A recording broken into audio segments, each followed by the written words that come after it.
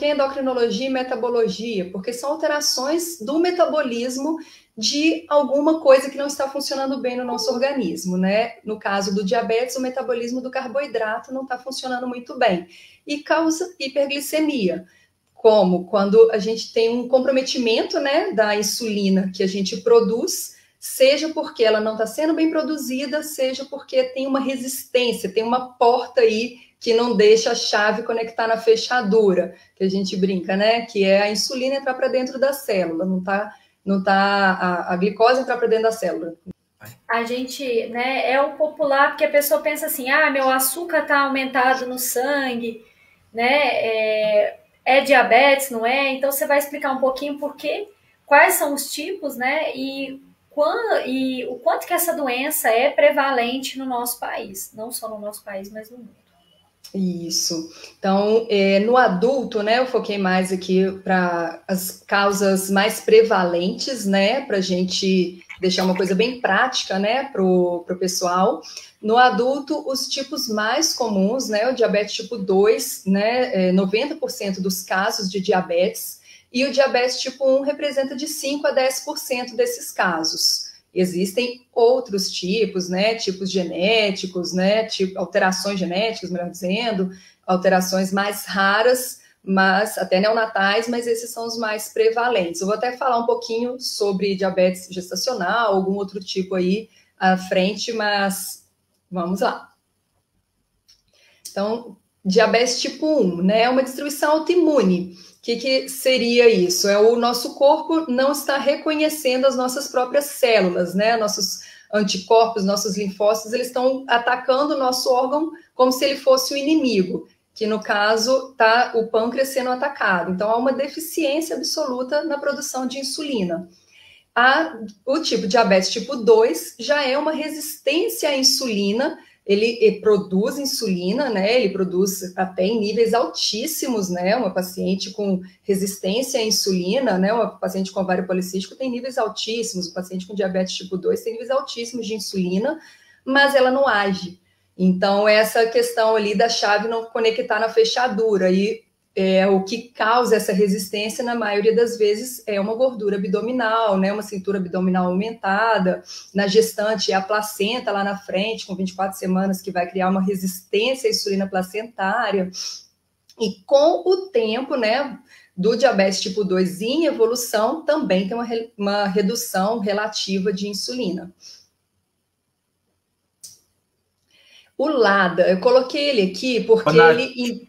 pode falar. Só um minuto. É interessante o pessoal entender, porque às vezes a gente acha que a quantidade de insulina ela tem a ver com a qualidade da insulina também, né? Então não quer dizer que tem muita insulina no sangue, é que essa insulina vai fazer a atividade, o papel dela, que é se ligar ao receptor de insulina e baixar essa glicose no sangue, né? Então, nem sempre, mais um exemplo aqui, né? Que quantidade não é sinônimo de qualidade, né? Perfeito, perfeito. Então, por isso que não é só a insulina que a gente usa para o tratamento do diabetes, né? Então, o tipo LADA, né? Por que eu coloquei, né? Ele não é um dos tipos mais comuns, mas a gente que mexe com endocrinologia no nosso consultório, a gente acaba pegando bastante, né? De 2 a 12%. Então, é um paciente que, às vezes, ele até vem sem o diagnóstico, né? Ele vem, às vezes, de outros consultórios, né? Às vezes, até mesmo nunca tendo passado por endocrinologista, com diabetes, com diagnóstico, às vezes, de diabetes tipo 2, porque ele inicia sem depender de insulina realmente, mas ele é autoimune. E com o tempo é aquele diabético que evolui com insulina e é um paciente muito magro. Você não fecha ali muito bem por que ele está precisando tão cedo de insulina, por que não está respondendo. Aí você vai pesquisar, tem autoimunidade. Eu coloquei essa questão porque tem muita gente que pergunta, né? Qual que é o tipo que toma insulina? Não existe, tá, gente? O uso da insulina por si só não classifica o paciente. Então, pacientes com qualquer forma de diabetes podem necessitar de tratamento com insulina em algum estágio das doenças. Como eu disse, o diabetes tipo 2, ele evolui. Ele realmente, o problema dele não é falta de insulina, mas ele evolui e ele tem uma diminuição relativa de insulina com o passar dos anos. Por isso que às vezes a gente vê um paciente diabetes tipo 2 frustrado, né? Muitos anos de doença tendo que usar insulina e achando que fez alguma coisa de errado, mas não, é a própria evolução da doença mesmo. Porque também, né, isso vai gerando uma resistência à insulina. Então a gente tem, só explicando um pouquinho mais técnico para vocês, pessoal, o nosso receptor é como se a fechadura da nossa casa começasse a ficar mais enferrujada, então a gente tem dificuldade para acoplar aquela fechadura ali para fazer o movimento que seria abrir a célula para receber a glicose, né, Nath? Isso, deixa o farmacêutico aí, super especialista no assunto, né? Com a palavra. Então, vamos lá, sintomas, também uma dúvida recorrente, né? Sintomas mais clássicos, né? São sede, fome excessiva, diurese, né? Fazer muito xixi de dia, de noite, alteração visual, perda de peso. Isso é o mais clássico, isso é o que o paciente espera, mas não é o que o médico espera, né? E coloquei também aqui que em estados agudos mais graves, né? São sintomas, né? O diabetes tipo 1, que descobriu o quadro de diabetes pela primeira vez, né, que vai entrar com cetoacidose diabética, ou que deixou de tomar insulina, né, geralmente ali no início do diagnóstico, né, um menino mais novo, adolescente, às vezes se passa um pouquinho ali, deixa de tomar insulina, então ele pode ter esses quadros mais agudos graves, né, de desidratação grave, de alteração de estado mental, alteração da respiração, náusea, vômito, dor de barriga. E o diabetes tipo 2, ele não faz a cetoacidose, mas ele faz um estado muito parecido, que é por desidratação, por concentração do açúcar no sangue, né? Tem paciente, né, na residência, peguei paciente com mais de 1000 de glicemia no sangue, alguns não, né? Alguns resistentes, mas assim, geralmente esse valor, né? Maior de 1000, que a gente encontra essa desidratação grave do estado hiperosmolar, né? Você vê que com sintomas, basta um valor aleatório de glicemia acima de 200, se o paciente está sintomático. O paciente assintomático, que é a maioria, né? Que quando a gente pega um paciente com diagnóstico, a gente estima que ele já tem 5 anos de doença, porque ele passa muito tempo, em média 5 anos assintomático, diabetes tipo 2. Então, o que seria esse sintoma, esse critério inicial do paciente assintomático? Uma glicemia de jejum acima de 126, o teste de tolerância oral à glicose acima de 200 ou uma glicada acima de 6,5. Idealmente 2 dos 3 para darem o diagnóstico. E o pré-diabetes. O pré-diabetes é o valor intermediário, né, que ainda não pode ser considerado totalmente normal, mas ele já está acima de 100 no jejum, 140 no teste de tolerância e do 5,7 na glicada, mas também ainda não é considerado diabetes. Por que a gente da endócrino não gosta muito desse termo, do pré-diabetes? Primeiro que, né, fica uma coisa meio ali,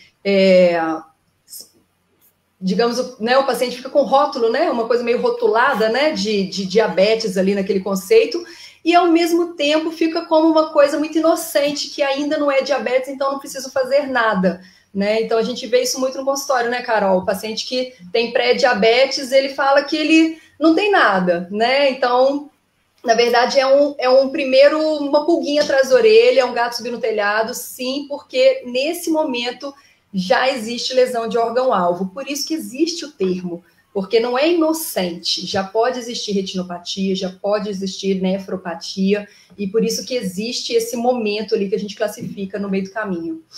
É o que a Nath...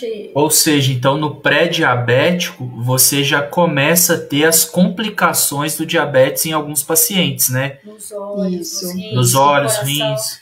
E uma coisa que eu vejo muito, Nath, que eu acho legal, que eu vou até emendar numa pergunta que está aqui no canal, eu pego assim, minha glicose, né, deu 130, e minha hemoglobina glicada deu 6,7. Eu exagerei no Natal. Mês que vem eu vou controlar e ela caiu. Eu não sou diabético. Responde essa dúvida, Nath. Eu escutei hoje de um paciente meu falando, olha, eu não gosto nem de glicemia de jejum e nem glicemia que a gente vai lá almoçar e volta para o laboratório, porque a gente mente, tá? A gente faz dieta, tá? Você pode ficar sabendo. Então é isso, né? Então, não intuitivamente, tão consciente quanto ele disse, mas, né, mesmo um pouco inconsciente, o paciente que come um pouco menos naquela véspera do exame, ou ele come um pouco mais e culpa tudo ali na noite da véspera de Natal. A glicada não, a glicada é o verdadeiro dedo duro, né? Então ela mostra mesmo se está nos últimos 3 meses havendo essa alteração mantida. Se foi só pontualmente ali, né? Eu comparo ali com o velocímetro do carro, né? Você tirou uma foto do velocímetro, tá alto ali naquela hora por azar ou por sorte, tá baixo, ou se é uma velocidade média que você gastou para ir de uma cidade a outra. A glicada é a velocidade média, é o que vale mais pra gente. Isso é legal ela ter falado, porque o 3, a hemoglobina glicada, é como se fosse, eu sei o que você comeu no Réveillon passado, né, Nath? Isso, é o dedo duro mesmo. E existe o tal do diabetes emocional, minha avó ficou diabética, mas é só de emoção. Então, o que existe é a hiperglicemia de estresse, isso é fato, né? Então, às vezes, pacientes perguntam, nossa, parente teve internado, estava com a glicemia de 500, o médico foi lá, deu alta e falou que ela não tem diabetes. Como assim? É isso mesmo, às vezes a gente tem uma doença grave, principalmente uma doença que vai para o CTI, uma sepse, um infarto, uma infecção mais grave, Covid, agora a gente vem vendo isso muito, e os hormônios do estresse, o cortisol, as catecolaminas, o glucagon, o GH, que são hormônios que vão ser hiperglicemiantes. Mas isso não é necessariamente diagnóstico de diabetes, embora seja um fator de risco, marcador de risco para estar desenvolvendo, sim. Tá? Pode passar aí. O estresse emocional prejudica o diabetes? Claro, o diabetes e tudo que afeta, né, ali a quietude ali do ser humano, que causa estresse, vai aumentar cortisol, vai causar um pico de glicemia naquele momento. Mas não pense que isso vai ser a causa da sua glicemia estar continuamente descontrolada. Pontualmente, sim, né? Principalmente um evento grave, você recebeu uma notícia muito trágica, naquele momento, pontualmente, algumas horas aumenta, mas 24 horas, 7 dias por semana, 30 dias do mês, a gente não é tão estressado a ponto disso, e se tiver esse nível de estresse, realmente tem que ser medicado, então não é o diabetes o problema, tem muito mais problemas a torno disso. Exatamente, e não é o estresse que vai levar o diabetes, a glicose, né, a 600.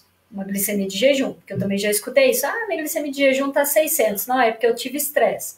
Tem um limiar aí para aumentar. Exatamente. Pode ser a gota que faltava para entornar o balde, né? Mas não foi tudo isso. Não é qualquer um que vai chegar a 600 porque tá estressado. Tem que realmente estar com um desarranjo ali metabólico muito grande por trás. E eu coloquei também esse termo, né, que é um termo mais novo, do diabetes de estresse. O que é isso? Na verdade, isso é um esgotamento físico, um esgotamento emocional, é como se fosse o burnout do diabetes, né?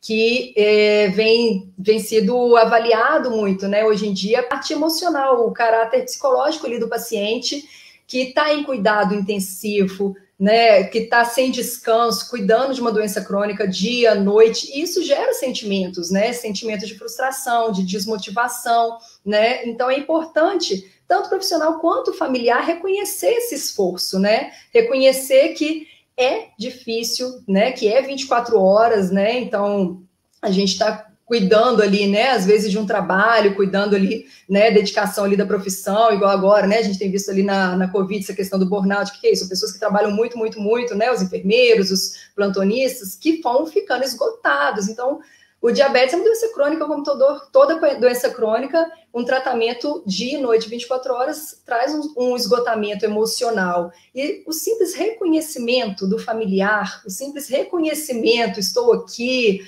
né, vamos dividir isso junto, já ajuda, já alivia muito nesse sofrimento do paciente. Isso mais é para pontuar isso para a gente.